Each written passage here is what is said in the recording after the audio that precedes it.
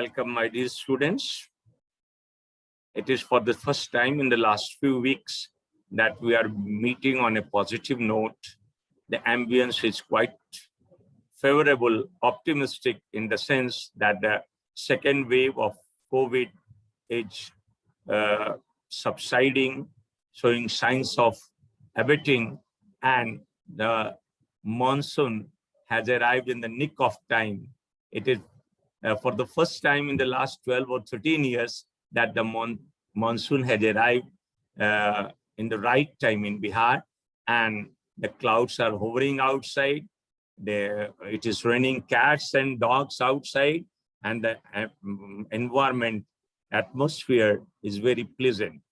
We should utilize this pleasant atmosphere in discussing the artificial chromosomes as vectors for carrying genes in the recombinant DNA technology.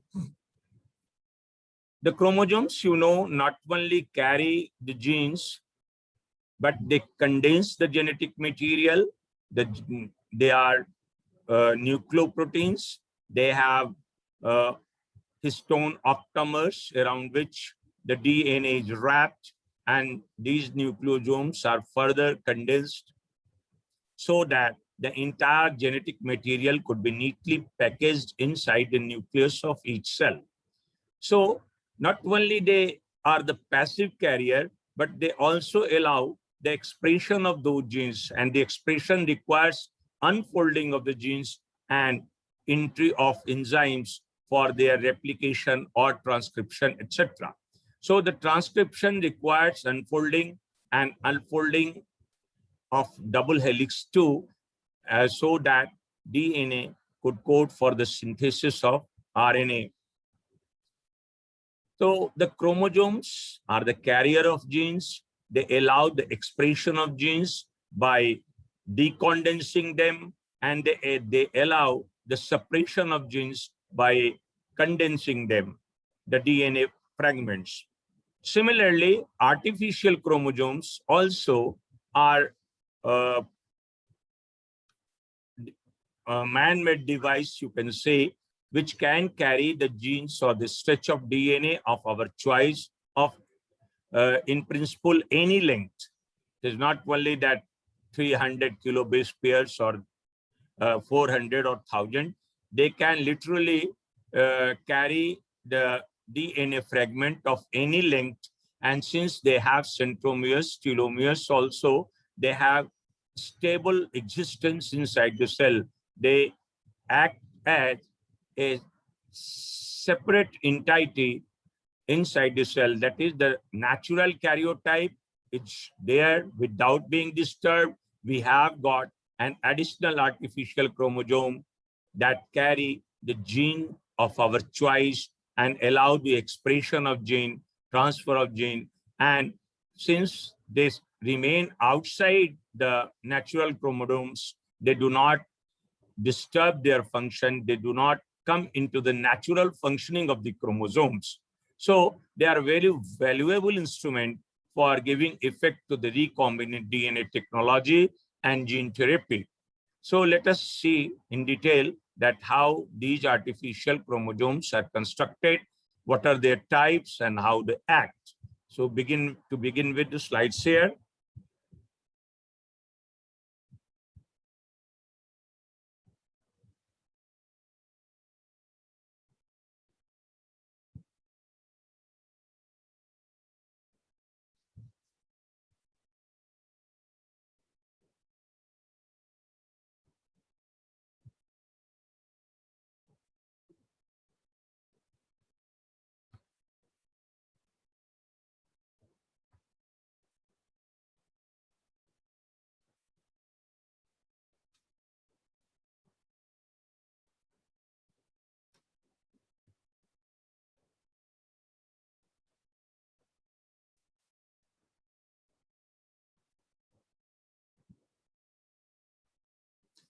So the recombinant technology, we were dealing with the recombinant technology and the vector sections of the recombinant technology.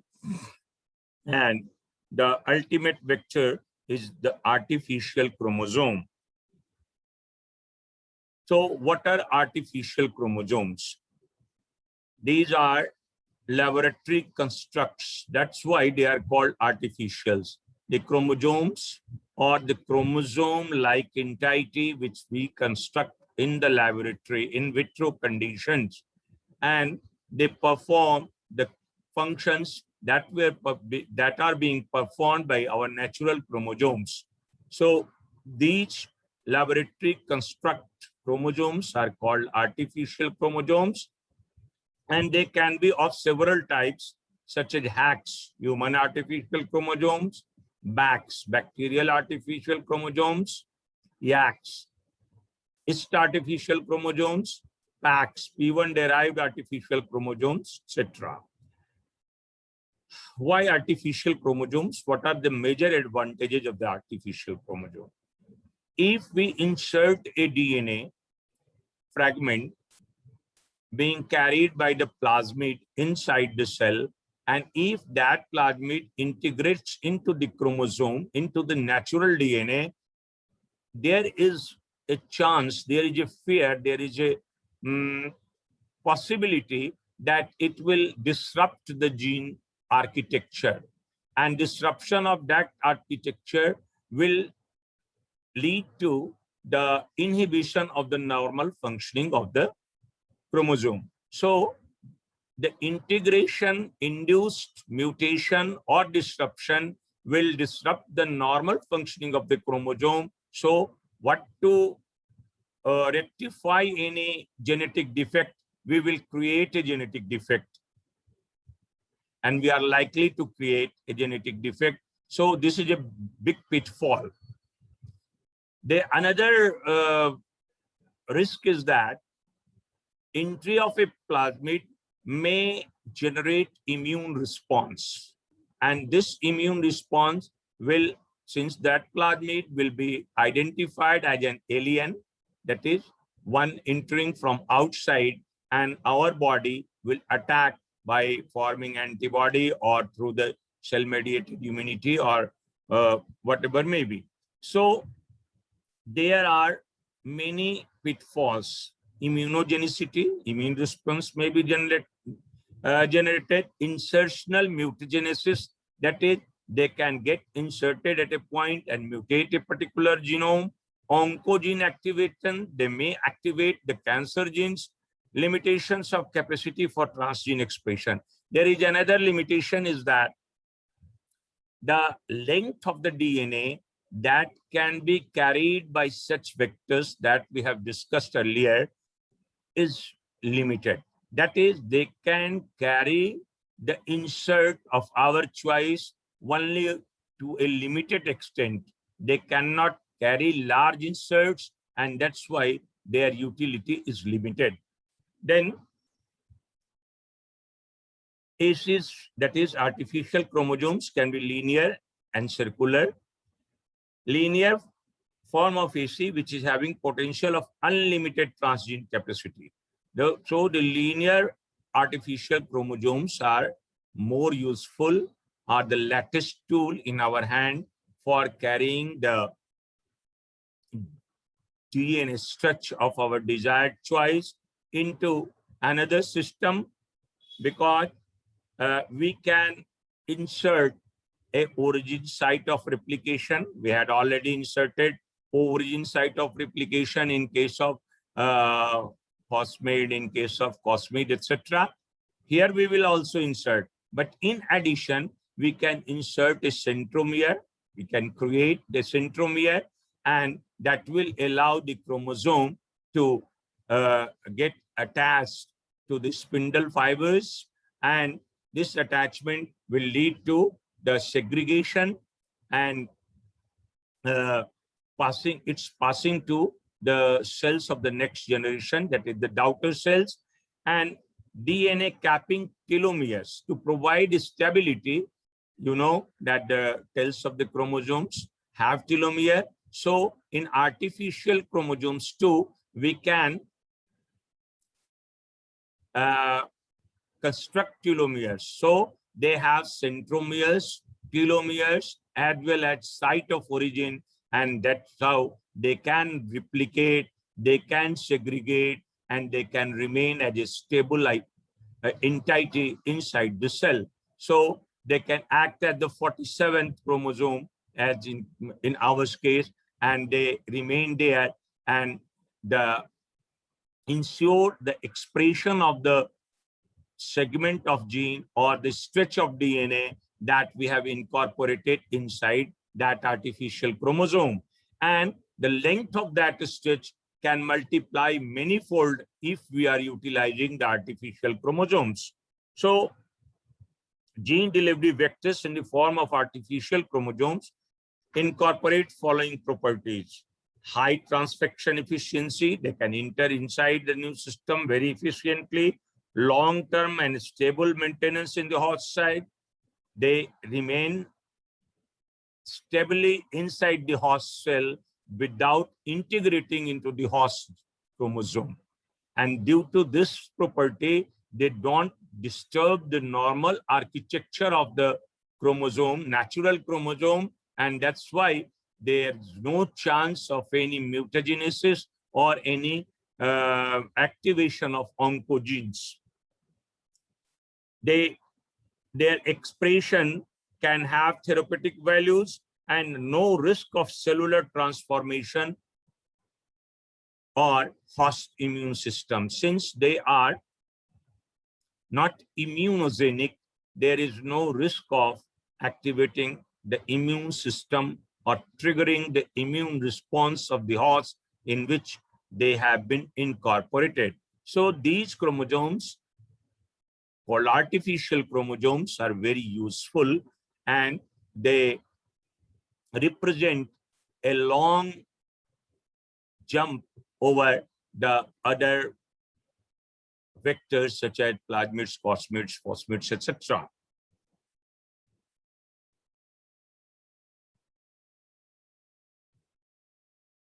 So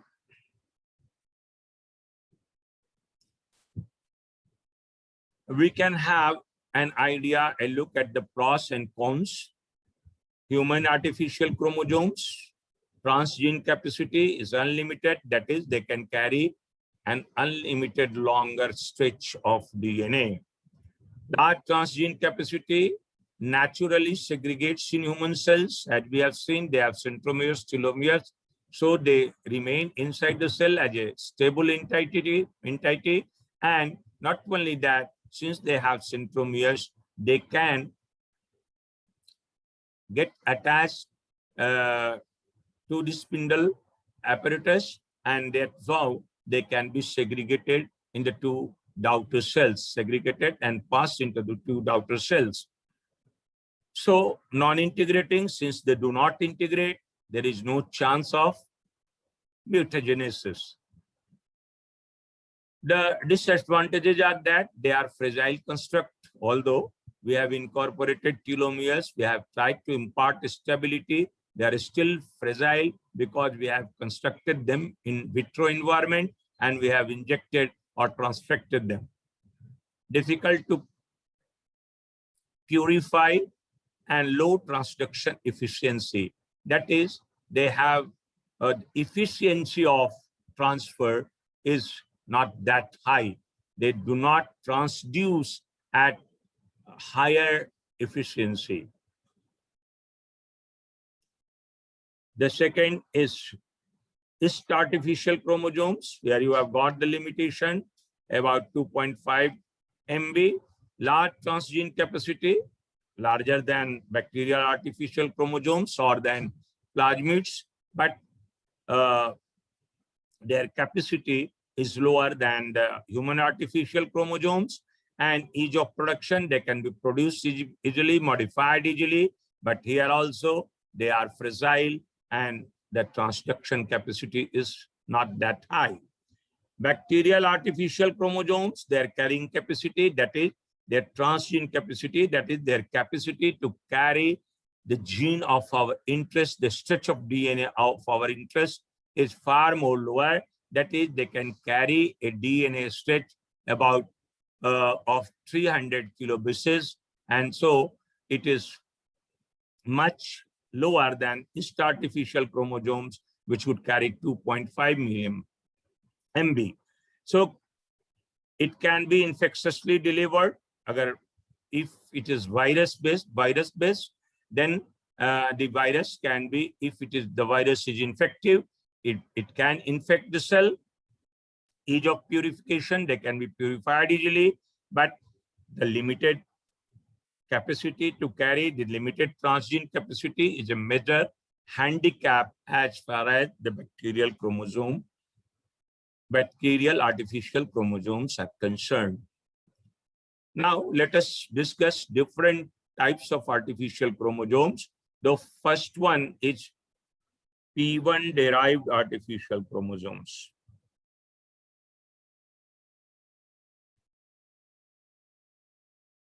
P1 is a bacteriophage. It is lysogenic too. It may enter into the lytic cycle as well as lysogenic cycle. So this bacteriophage can be modified to act as artificial chromosomes, and this P1 derived artificial chromosomes are called PACs.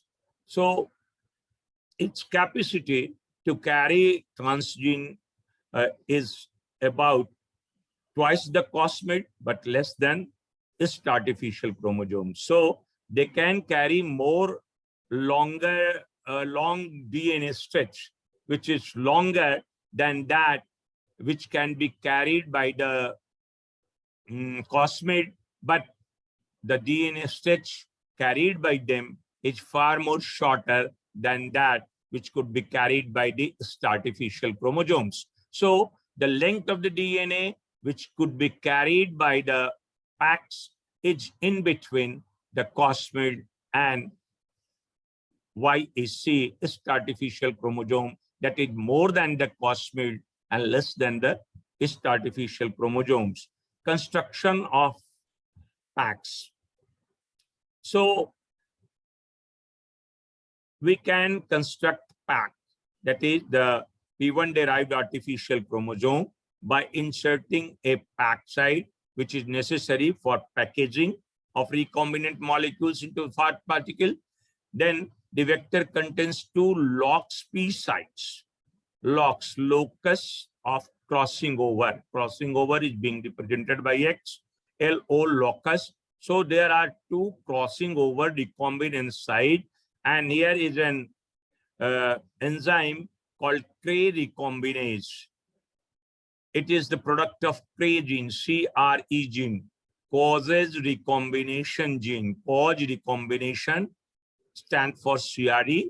So there is LOX-P site. There are two LOX-P sites, and Cre recombinase produced by the Cre gene, which causes recombination.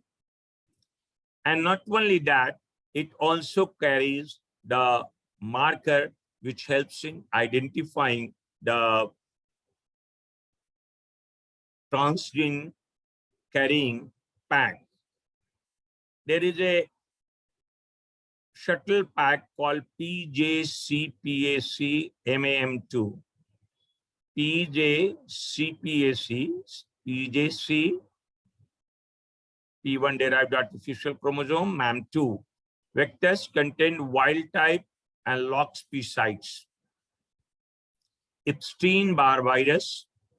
So origin site is that of Epstein-Barr virus, and there is one more site from Epstein-Barr virus, is nuclear antigen 1 gene.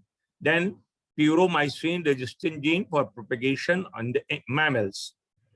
Even while undergoing lysogenic cycle, there is one more special characteristic of this PAC phage is that, as we have seen earlier in case of lambda phage, when lambda decided to go in for the lysogenic cycle, it got integrated into the host genome and remained there quiescent as a prophage, and it replicated itself along with the host genome, host chromosome, as if it were a part and parcel of the host chromosome. But the P1, even while pursuing the lysogenic cycle,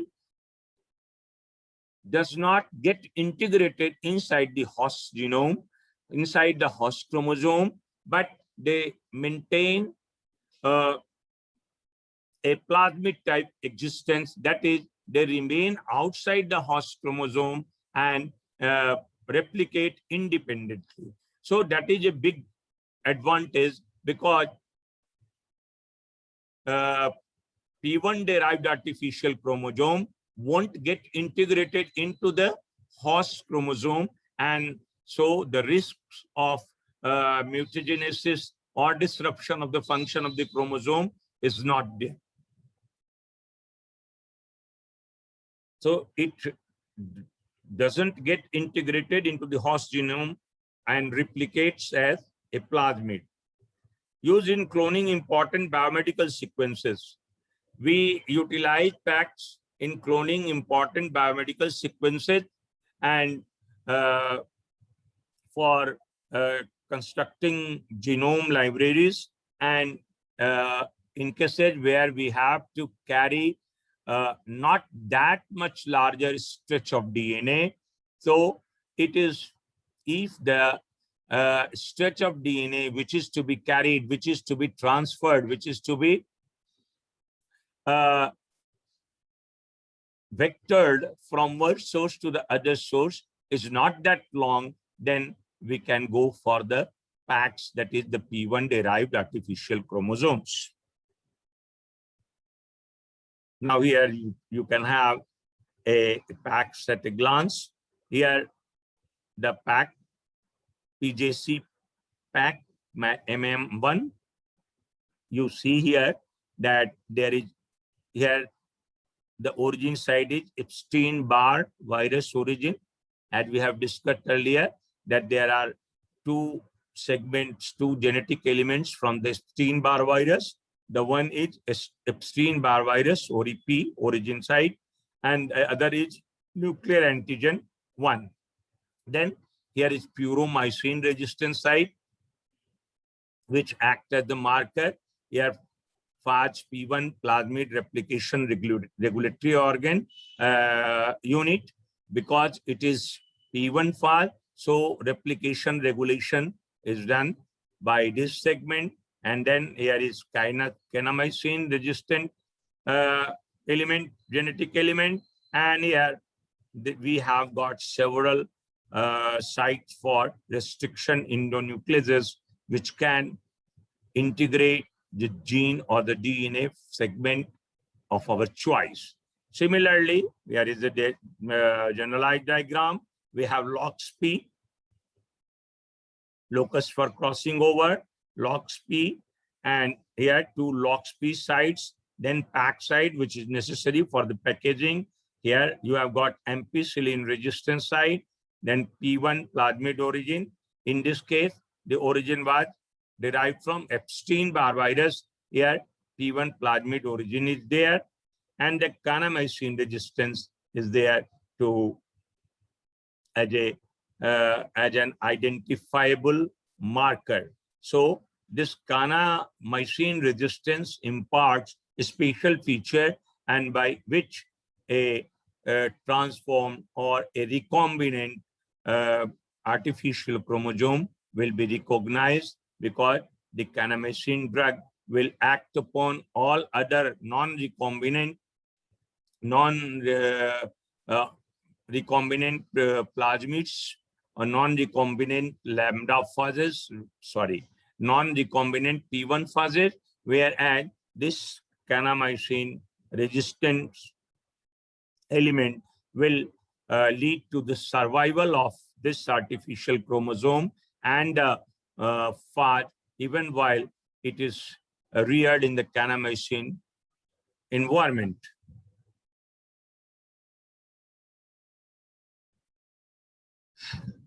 So let's compare the ACEs to the conventional vectors.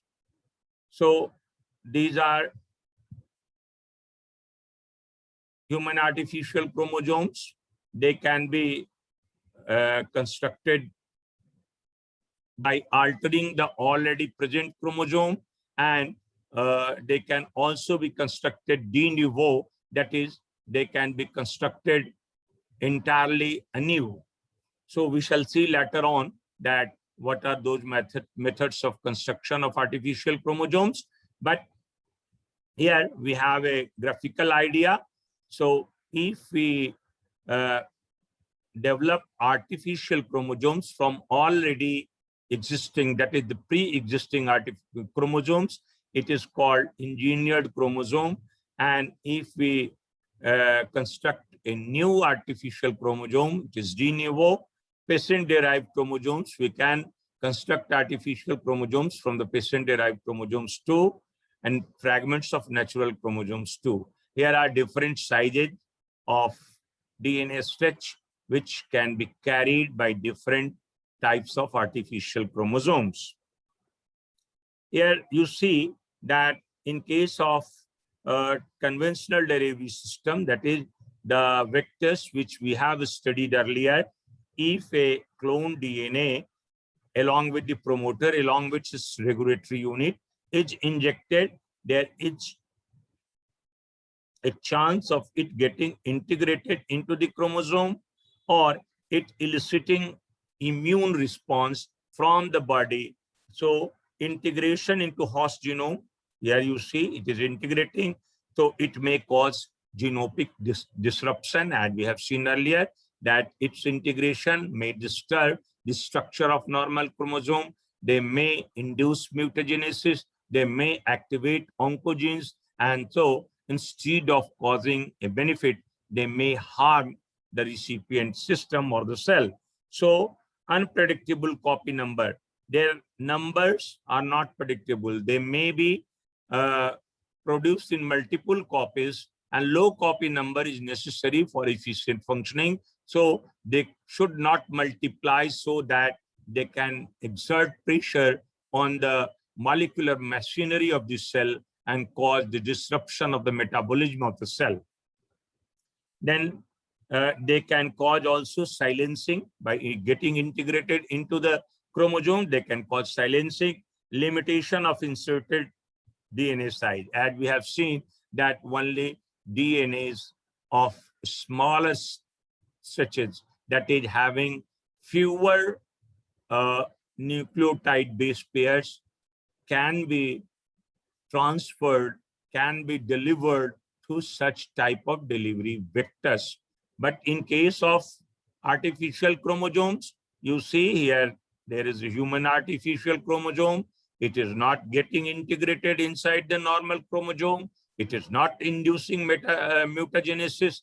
It is not inducing oncogenesis, and it has low copy number because we have constructed it in such a way by inserting the oocyte that its copy number will not increase. So it will not lead to the silencing of a particular gene. It will not lead to this disruption of our natural chromosomes, and it will exist as a separate entity outside the normal karyotype, and it will be expressed. It will lead to the expression of this stretch of DNA. Now, bacterial artificial chromosomes. These are called BACs. So, bacterial artificial chromosomes are type of circular artificial chromosomes. A bacterial artificial chromosomes, these are based on F plasmid. We have discussed plasmid and F plasmid also in our earlier sections. So, to have a quick recap, we can say that F plasmid is a plasmid which imparts maleness on a particular cell. So it encodes proteins for F pili, and these pili are finger-like projections on the surface of bacteria through which the conjugation bridge is formed and the chromosomal exchange between the two conjugates takes place. So they remain outside and multiply as a separate genetic entity in the bacterial cells, but they can also get integrated into the bacterial chromosome. And so they have got both types of existence, but they can exist outside the bacterial chromosome, and through them we can insert desired stretch of DNA into another system. So this F plasmid can be engineered to use at a clone of about so much length of the DNA in bacterial cells, for example, E. coli. So how these are constructed, how bacterial artificial chromosomes are constructed. So they have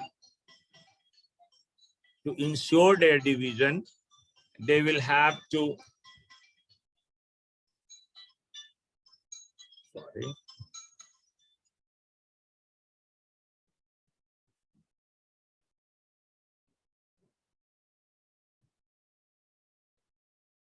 So to ensure their replication, they will have ORI site. So here you have got the ORI site. Then for segregation, the PAR genes, then back vector. Here you see that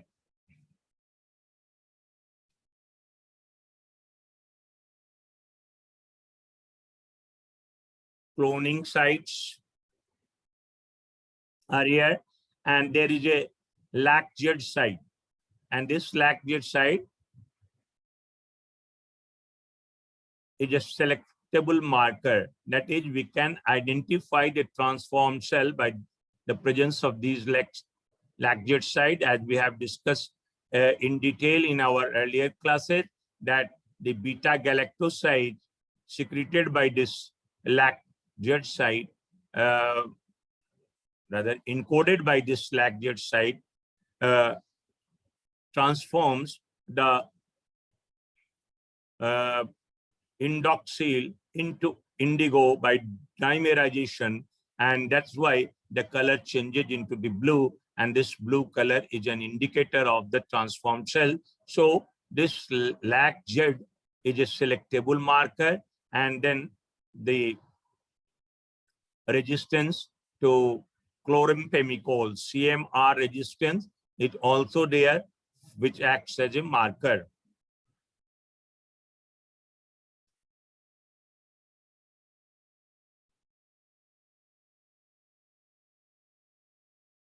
So ORI allows replication, PAR A and PAR B helps in segregation, LAC-Z allows for selection of transformed bacterial cells. We have seen that how this LAC-Z is transforming and how it is helping and as a selectable marker.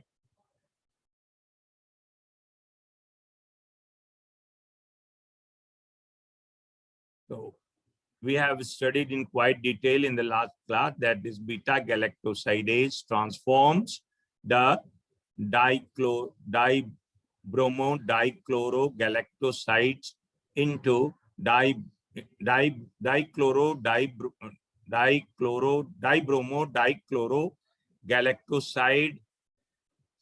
Sorry, it transforms dibromo-dichloro indoxyl galactoside into dibromo-dichloroindoxyl, and later on its dimerization leads to the indigo formation, and this indigo gives its characteristic color, and that's how we identify the transformed cell, because here the cell will give blue color. The solution in which these cells reside will give blue color.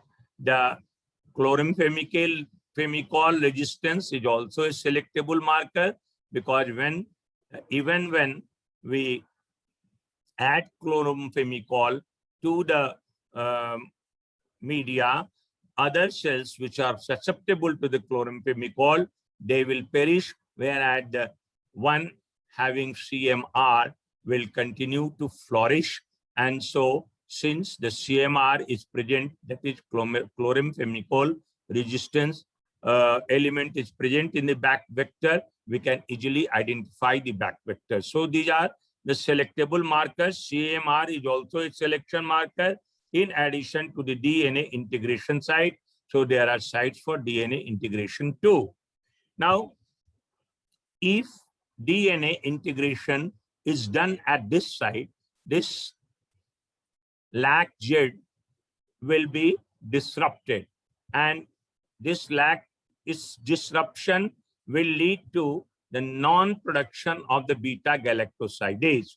And so non-production of beta-galactosidase, in the absence of beta-galactosidase, the cell won't be able to transform the X-gal, that is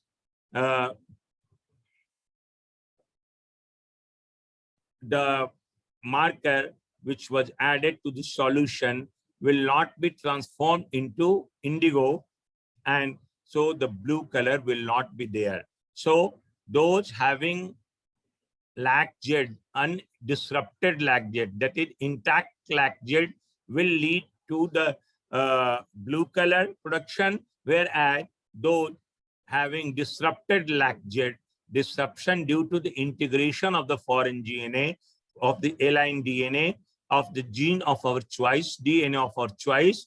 So this LAC-Z will be disrupted and beta-galactosidase will not be produced, and X-gal, that is dibromo-dichloroindoxyl galactoside, will not be broken down into the indigo, and the blue color will not be there. So we have two markers. One marker will, its disruption will lead to the disappearance of the blue color, that is the solution will be without any color, whereas this marker CMR, that is chloramphenicol resistance element, will impart resistance to the chloramphenicol, and these transformed cells will grow even in the presence of chloramphenicol, whereas the non-transformed cells will perish. So each back, this is a DNA clone containing roughly 100 to 300,000 base pairs of clone DNA. So it is much smaller than the endogenous bacterial chromosome, but it carries more base pairs as compared to the conventional vectors, that is the plasmids, cosmids, etc. It can be purified, and it is used for the mapping and sequencing of mammalian genome.